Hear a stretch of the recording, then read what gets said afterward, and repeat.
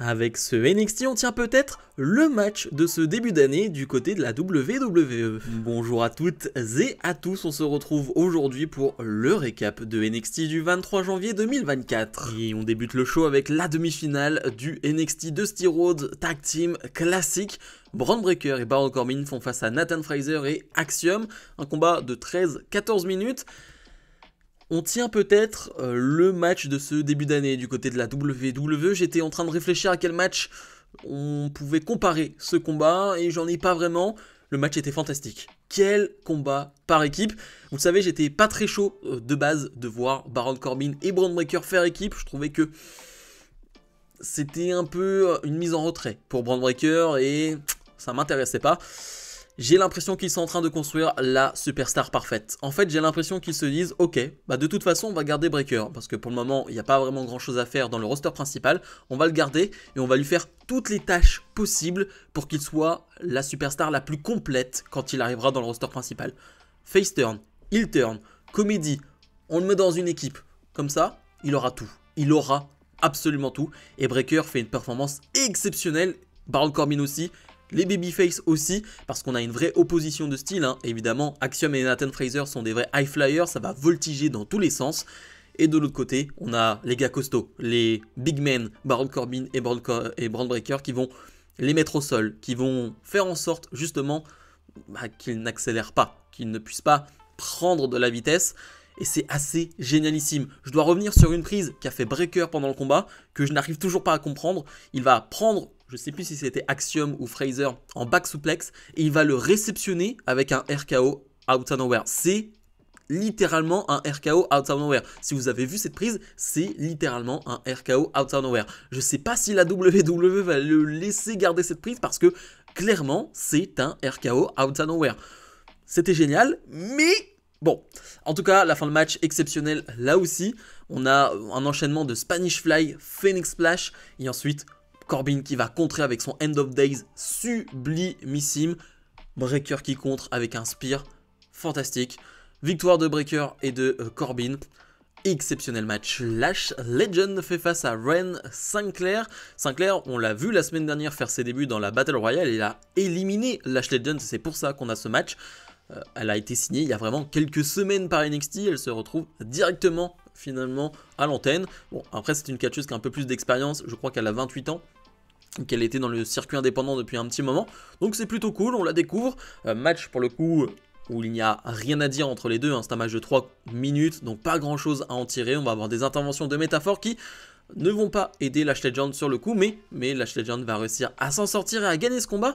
Métaphore après le match va vouloir s'en prendre à Sinclair, mais c'est Fallon Henley qui parlait avec Sinclair plus tôt dans la soirée qui va venir l'aider. Voilà, on nous tease un peu une petite guerre entre Métaphore, Henley, Sinclair, peut-être d'autres membres dans ce clan qui pourraient l'aider, on ne sait pas, mais voilà, ça reste intéressant dans cette mid-card féminine. On devait avoir un match entre Dijak et Joe Gacy, mais Joe Gacy va s'en prendre à Dijak pendant son entrée et va s'en suivre une énorme bagarre entre les deux. Joe Gacy va se retrouver à passer à travers un mur, mais va réussir à se relever. On joue avec ce personnage de Gacy qui est certes toujours un peu fou, mais un fou un peu heureux, un fou content, un fou qui sourit, et donc un fou un peu babyface. Joe Gacy donc qui arrive à se relever, sauf que Dijak va le faire passer à travers la table des commentateurs. Bon, là tu te dis que c'est terminé pour Gacy. Non, Gacy arrive encore à se relever, mais la sécurité va intervenir. Bref, c'est toujours intense quand il y a Dijak, c'est toujours un bordel pas possible quand il y a Dijak, et c'est surtout toujours un bonheur pas possible quand il y a Dijak, peu importe le match, peu importe le segment. C'est toujours trop fort et très divertissant. Lexis King fait face à Trey Barril. Pas grand chose non plus à dire sur ce combat, hein. Ça dure 2-3 minutes et honnêtement, Trey Barril me fait pas une grosse impression encore une fois. Je ne vais pas le juger totalement, mais c'est simplement son personnage. J'en ai déjà parlé la semaine dernière, mais son personnage, je pense que dans la durée, ça fonctionnera pas. Ça peut peut-être fonctionner sur quelques semaines, et encore, je suis vraiment pas sûr de cela. Mais j'ai l'impression que c'est voué à l'échec pour lui. J'espère me tromper pour lui, hein, évidemment, mais j'ai l'impression qu'il n'y a pas un monde où finalement sa personnalité, son caractère, sa personnalisation, eh bien, fonctionne. On verra bien. En tout cas, c'est une victoire de Lexis King, plutôt logique. Supernova Sessions avec pour invité Lola Vice. Noam Dar va la questionner sur ce qu'il s'est passé la semaine dernière. Lola Vice a éliminé Elektra Lopez de cette Battle Royale, mais est-ce que c'était planifié? Vice dit que Lopez a vu une star montante dans la division et Lopez a décidé de la suivre pour avoir de la gloire. Lopez l'a attachée afin de réussir, mais elle s'est débarrassée du boulet. Noam Dar demande si elle a des regrets. Vice dit qu'elle n'a aucun regret. Elle n'a aucun regret d'avoir remporté le contrat Breakout par elle-même ou bien de voir le vestiaire jaloux d'elle. Elektra Lopez va finalement arriver. Lopez se pose des questions sur Lola Vice. Vice jouait à partager de beaux messages sur elle. Vice disait avoir tout sacrifié pour avoir sa place. Lopez dit qu'elle a réellement tout sacrifié pour être ici. Elle s'est faite remarquer par la LWO. Vice a eu sa place en bougeant son cul sur Instagram. Désolé du terme. Un jour, elle fait un film et le lendemain, elle fait du MMA en bikini. La seule chose réaliste dans la vie est que les deux vont s'affronter la semaine prochaine.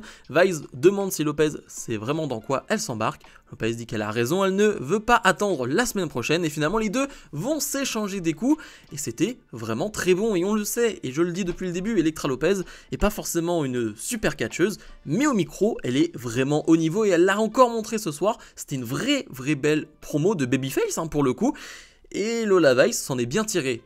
Je trouve que Lola Vice pour l'instant, c'est pas sa qualité première, les promos, mais justement, elle est là pour progresser, et je trouve que c'est de mieux en mieux, et ça donne envie. Vraiment, il y a une grosse bagarre entre les deux, on va avoir le match la semaine prochaine, alors peut-être que le match sera pas bon, c'est possible, mais voilà, ça montre encore une fois les vraies qualités qu'a Elektra Lopez, et ce serait bien de les mettre un peu plus en avant. Dragon Lee fait face à Scripps qui est accompagné de OTM, qui plus tôt dans la soirée ont attaqué le restaurant de la famille D'Angelo. Ça fait pas plaisir, mais on a un combat de 4-5 minutes, je dirais, entre Dragon Lee et Scripps, qui était vraiment très sympa, pour le coup. C'était très divertissant, parce que ça va voltiger dans tous les sens. Scripps, pour le coup, je trouve pas que ce soit un très bon catcheur, donc anciennement Reggie, anciennement Reginald. Mais bah du coup, je crois qu'il vient du cirque ou quoi que ce soit, Reggie, et du coup, c'est un voltigeur. Il va voltiger dans tous les sens, il est très bon, il est très agile à ce niveau-là, mais je trouve pas que ce soit un excellent catcheur, mais pour le coup, face à Dragon Lee, ça fait le boulot.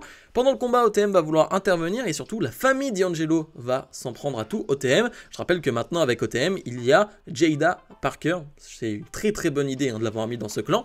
Et bah, Dragon Lee va profiter de ce bordel pour gagner ce combat. Et après le combat, on a Obafemi, le champion nord-américain, qui va dire « C'est bon, j'ai trouvé la date pour notre match, ce sera NXT Vengeance Day la semaine prochaine, donc samedi prochain. » Ça, c'est cool. J'espère que ce sera la dernière fois qu'on verra Dragon Lee à NXT. Parce que là, c'est bon. Dragon Lee, pour moi, est une superstar du roster principal de SmackDown. Voilà, c'était bien, là son run de champion nord-américain, etc. Mais maintenant, il faut qu'il revienne du côté de SmackDown. Blair Davenport fait face à Carmen Petrovic, un combat de 4 minutes, et je suis toujours aussi intrigué, intéressé par Carmen Petrovic, parce que, je l'ai déjà dit, mais elle a un style très particulier, elle utilise beaucoup ses jambes, elle est très fine, mais très athlétique en même temps, elle est capable de bondir un peu n'importe comment, et ouais, vraiment, cette utilisation des jambes, des kicks, je trouve ça hyper intéressant, ça change de beaucoup de superstars à NXT, et je trouve qu'il y a vraiment un potentiel, il y a vraiment quelque chose à faire avec Carmen Petrovic, après comme d'habitude, ça dépend de leur évolution, de leur progression. Bon, pour ce match-là, ça ne va pas suffire, Blair Davenport va l'emporter, et c'est vrai qu'on se demande un peu c'est quoi la suite maintenant pour Blair Davenport, elle a échoué à chaque fois qu'elle a eu des opportunités, je pense qu'elle va rester dans la mid-card, et ça sera très bien comme ça, en attendant peut-être un jour un call-up du côté du main roster. Josh Briggs fait face à Trick Williams, et à la limite le match on s'en fiche un peu, et la qualité est pas exceptionnelle non plus, c'est un match assez anodin, mais c'est tout ce qu'il va se passer autour du match, qui est encore une fois hyper intéressant, hyper important. On va avoir le champion NXT Dragunov qui va commenter ce combat, et pendant le match il va prendre un malencontreux big boot de la part de Josh Briggs, qui n'était pas voulu, c'était pas le but de Briggs de le porter, mais ça va bien arriver dans son visage, et du coup Dragunov, très énervé, va vouloir intervenir sur le ring, ça va être un peu un bordel. Trick Williams va réussir à surprendre Josh Briggs pour remporter ce combat, mais tout de suite après le match, Josh Briggs s'en prend à Trick Williams, on a Carmelo Hayes qui est là, qui empêche Dragunov, qui a empêché Dragunov d'intervenir, c'est un peu un bordel, et on a encore une fois un Trick Williams qui est sur le ring, dos tourné, avec un Carmelo Hayes qui le regarde. Et encore une fois, c'est très bizarre, t'as Carmelo Hayes, t'as vraiment l'impression qu'il veut s'en prendre à lui, qu'il veut l'attaquer, mais il le fait pas. On a ensuite une discussion en backstage entre Trick Williams et Carmelo Hayes où, selon Melo, eh bien tout ça est un plan de Ilya Dragunov pour troubler, pour perturber finalement Trick Williams, parce que Trick Williams affrontera Dragunov lors de Vengeance Day. Donc tout ça est un plan, tout ça est manigancé par Ilya Dragunov. Je pense que ça va se finir à Vengeance Day, c'est ce que je dis depuis maintenant quelques semaines, mais je pense réellement que la trahison de Melo, Vengeance Day, je trouve que le nom est plutôt bien trouvé pour ce moment-là. Ouais, je pense que ce sera le bon moment. Signature de contrat entre Roxanne Perez et Lyra Valkyria, tout ça est présenté par Ava qui est la nouvelle General Manager de NXT. Il faut savoir que plus tôt dans la soirée, on a eu un segment en backstage où l'ancien General Manager de NXT, William Regal, eh bien, a passé le flambeau à Ava qui est officiellement la plus jeune General Manager de l'histoire de la WWE. C'est plutôt cool et on s'en doutait un peu vu son rôle ces dernières semaines. Bref. Tout le monde est sur le ring. Ava dit qu'il y a beaucoup d'attentes pour ce match, alors c'est le moment de signer. Perez dit que c'est un main event de Stand and Deliver en avance. Valkyria approuve en disant que tout le monde veut voir ce combat. Perez a remporté le titre la journée où elle a commencé. Perez dit que c'est la boucle de l'histoire. Valkyria est une grande championne et catcheuse, mais ça sonne familier pour elle. Tout le monde a assisté à l'ascension de Valkyria, alors qu'elle a été obligée à retrouver sa place pour le titre qu'elle n'a jamais perdu. Perez dit que lorsqu'elle va gagner le titre, tout ce qu'elle a fait sera mérité et Valkyria devra suivre le même chemin pour tout remonter. Valkyria dit qu'elle ne veut pas la provoquer, mais elle va le dire la vérité. Perez a eu un bon règne, mais elle l'a remplacé au sommet de la division. Elle sait que Perez veut amener la nouvelle Perez à Vengeance Day. C'est bien car elle a besoin de cette version pour se prouver elle-même qu'elle est capable de le faire. À Vengeance Day, elle va montrer que les derniers 9 mois de Perez n'ont servi à rien. Perez dit que Valkyria va perdre à Vengeance Day et que les gens vont poser la bonne question afin de savoir si c'était trop tôt pour Valkyria. Est-ce que Valkyria pourra vivre face au UE? Est-ce que Valkyria pourra se reconstruire comme elle l'a fait? Valkyria dit qu'elle a toujours été plus forte que Perez. À Vengeance Day, Perez va toujours rester derrière elle. Ava sépare les deux en disant que elles vont garder ça pour Vengeance Day et maintenant les deux doivent signer le contrat. Valkyria va signer, Perez va signer, Ava officialise le match. Les deux catcheuses vont avoir un face-à-face. Valkyria va quitter le ring, mais Tatum Paxley va arriver, surprendre Perez avec un chokeslam et la faire traverser la table. Évidemment, ça ne va pas plaire à Lyra Valkyria qui lui demande pourquoi elle a fait ça et le show se termine là-dessus. C'était une excellente promo comme quoi, et oui, bah ouais, tu progresses quand t'es au Performance Center parce que revoyez des promos de Lyra Valkyria il y a quelques mois et revoyez cette promo, la différence est énorme. Roxanne Perez, les différences on les a déjà vues et c'est vraiment quelqu'un qui est capable de faire de bonnes promos. En plus elle a ce personnage qui est un peu plus agressif on va dire en ce moment, un peu plus perturbé, qui est vraiment cool. Et là je pense justement avec ce geste final de Tatum Paxley qui est intervenu alors que justement Lyra Valkyria lui avait dit très bien ce qu'on a fait mais maintenant on se sépare, voilà, on n'est pas ensemble du tout. Ça va perturber un peu tout le monde, ça va perturber Roxanne Perez, je pense qu'elle va devenir encore un peu plus folle et je pense que Lyra Valkyria va avoir des doutes et ne saura pas trop comment réagir vis-à-vis de ça. Donc ça laisse un vrai suspense pour leur combat du côté de Vengeance Day et ça c'est une très très bonne chose. Bilan de ce NXT, pour moi on est sur un bon 8 sur 10 et pourtant il y a eu pas mal de combats assez inintéressants, on a eu un enchaînement de matchs de 3-4 minutes où il n'y avait pas grand chose à dire, mais il y a quand même eu des gros points forts. Je parle évidemment de cette promo dans le main event, je parle de la promo d'Elektra Lopez et de Lola Vice qui était vraiment excellente, et évidemment le match par équipe entre Breaker Corbin et Axiom Nathan Fraser, c'était vraiment superbe, donc franchement ça mérite un bon 8 sur 10. Et ouais, ça m'a donné envie de voir Vengeance Day. On a eu un match officialisé, je crois. La famille D'Angelo face à OTM pour Vengeance Day. Dragon Lee face à Obafemi. Donc, ça sent très très bon Vengeance Day. Il y aura évidemment une vidéo pronostic la semaine prochaine pour Vengeance Day. Ne vous en faites pas. Bref, comme d'habitude, n'oubliez pas de mettre le pouce vers le haut, de vous abonner. Nous, on se retrouve dans la semaine pour d'autres vidéos. Et je dis bien dans la semaine, eh bien, c'est dès demain pour mes pronostics du Royal Rumble 2024. Salut, salut!